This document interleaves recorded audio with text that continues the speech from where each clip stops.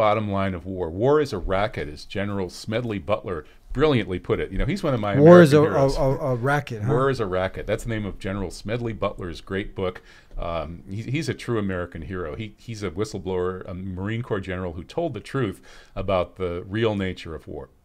There is another professor here. I want to get your take on what he had to say. His name is David Ray Griffin. He said pretty much all the evidence that America was attacked by Muslims on 9/11, when subject to critical scrutiny, appears to have been fabricated. That's who is David? This is an academic. This is a professor emeritus. You know, someone who also now is coming out, putting his career on the line and everything to speak, to say this, to defend Muslims. David Ray Griffin has written, I believe, about 15 books on 9/11. He is the greatest scholar on the subject of 9/11 in any country. And he is the co-founder of the Process School of Christian Theology, which is the most advanced and respected school of Christian theology. It's the only one that secular intellectuals really take seriously. He and John Cobb founded that school. So these guys are the greatest Christian theologians of our time. He's Christian also now. Yeah, okay. yeah.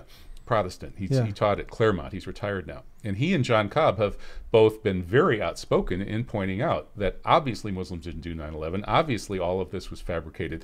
The official story of 9/11 is a complete joke. You know, the 9/11 Commission, for example, said that of all of these so-called hijacker pilots, who we know, by the way, were not even on the planes, the best pilot was a guy named Hani Hanjour, who supposedly flew an amazing stunt flight into the Pentagon. Well, Hani Hanjour was such a bad pilot that he couldn't even be allowed to solo in a Cessna training aircraft. And yet the official story has him taking over the controls of a 757 at 30,000 feet over Ohio, turning it around, making a beeline for Washington, D.C., flying over the Pentagon for no reason. If you were going to hit the Pentagon in that situation, you just dive into it. But no, he goes over the Pentagon and then does a corkscrew dive, dropping more than 8,000 feet in 2 minutes, which is enough to pull G-forces to knock everybody out on the plane, and then come straight down to the ground and then level out along the ground and hit the newly reinforced and largely empty part of the Pentagon, killing only the accountants and some Office of Naval Intelligence guys. And the accountants were hot on the trail of the $2.3 trillion missing from the Pentagon. And guess what? Rumsfeld announced that $2.3 trillion was missing from the Pentagon. He announced it the night before on September 10th, 2001. This official story is insane. A guy who can't fly does the least possible damage to the Pentagon by taking out the accountants who are looking for $2.3 trillion, 7 times the annual military budget, which disappeared. 7 times the annual military budget disappeared the night before 9/11, and as announced by Rumsfeld. I mean, this official story is just beyond belief. I can't. It's still shocking to me that there's anybody who even accepts it. But now, people hearing this for the first time, I mean, you get kind of nervous to talk about this because right away people start to associate you with being, they putting labels on you. Mm-hmm. And now someone might say, well, you're just a conspiracy theorist. You're, making this stuff up. There's an official story.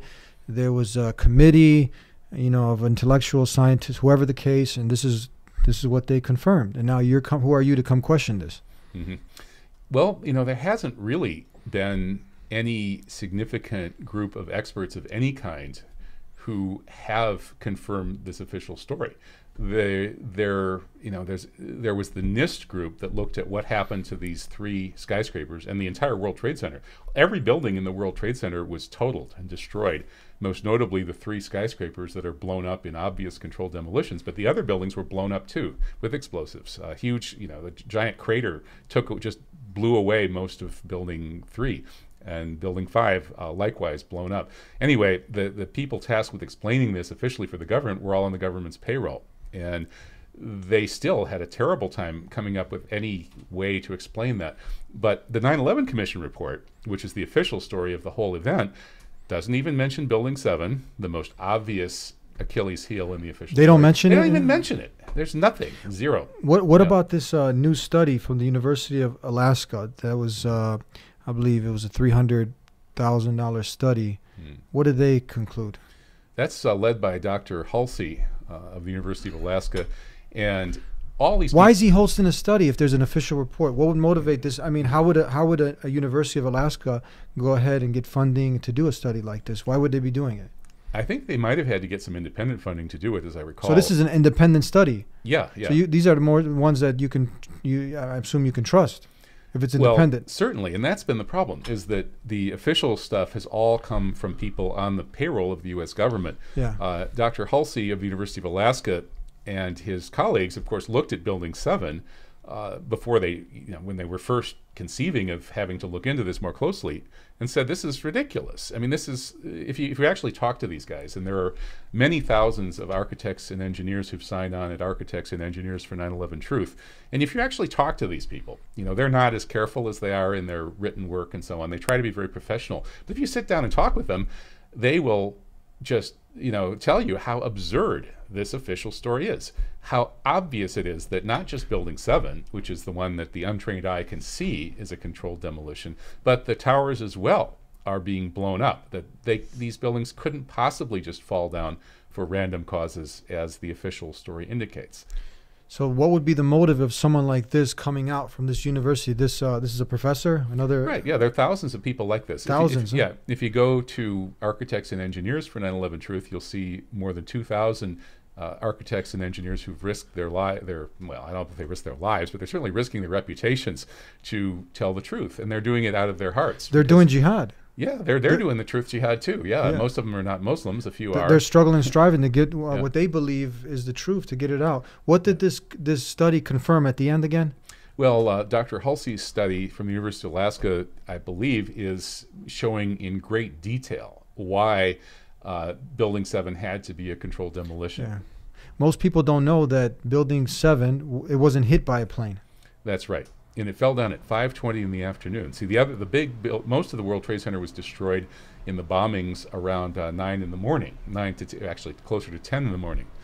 But Building 7 just fell down for no apparent reason at 5:20 in the afternoon, after a countdown to demolition went out over police radio, after the commercial radio station had actually announced that it was going to be taken down. A crowd gathered around Building 7 to watch it come down, and then the police pushed people back, forced them away from the building, saying that building's about to come down. You can see the videos of this. And then a police radio countdown went out, 10, 9, 8, 7, 6, 5, 4, 3, 2, 1, and at 0, the building just goes straight down into the earth as if it were sort of an elevator going into the earth. A classic controlled demolition. What's that top European demolition expert? Yeah, Danny Jawenko, Allah Yerhamhu, was the top expert in Europe on demolitions, and he was shown Building 7 by a Dutch media company or some journalists, and he looked at this and he said, well, this is obviously a controlled demolition. This is one of the greatest controlled demolitions I've ever seen. Very professional, perfectly done. And they said, this happened on 9/11. And he said, oh, really? And he was shocked. Well, I forget how long thereafter, maybe I think it was months or a year or something after that, he died in a very strange car crash.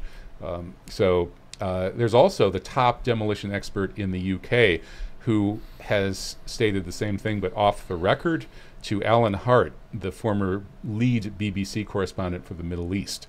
And Alan Hart came on my radio show almost 10 years ago to break the news that the top British demolition expert also said that these were obvious demolitions. And Alan Hart himself said that, of course, 9/11 was a coup d'etat, and Alan believed that the Israelis were behind it. Is it true that there's a new poll that shows that more and more and more Americans are questioning the official story, and they're also wanting a new investigation? Well, the polls have been all over the map, but if you add up all the polls that have been done since it happened, by about 2006, the country was split, with about a third of the people not believing really siding with the 9/11 truthers, about a third of the people strongly identify with the official story, and about a third of the people are sort of in the middle. Yeah. One poll actually showed that it was, I think it was 82% think that the government is not telling the full truth. So it's pretty much, it's not like because someone who's a conspiracy theorist He's putting up a plan saying, okay, this is how it happened. This is what they did. These are just people who are just saying it doesn't make sense. It's not logical what's going on. Like Building 7 didn't get hit by a plane, and now just people are coming out, experts, scientists, engineers, former presidential candidates, people like Paul, Congress was a Senator Paul West, what's it? Oh, Paul Wellstone. Well, Yeah. Paul Wellstone was murdered in 2002 because he opposed the Iraq War and allegedly because he wanted to investigate 9/11. He was a U.S. Senator. He was the leading left-leaning Democrat in the U.S. Senate. And His name again is Paul Wellstone. Yeah.